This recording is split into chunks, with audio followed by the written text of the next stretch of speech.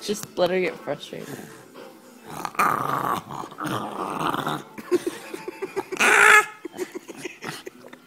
When San Antonio high school sweethearts Randall and Marilyn House married in the summer of 1970, they wasted no time preparing for their new lives together.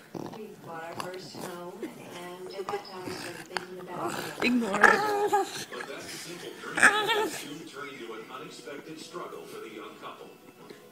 We tried for 3 or 4 or 5 years, and never was successful in getting Just to let her touch you for a while.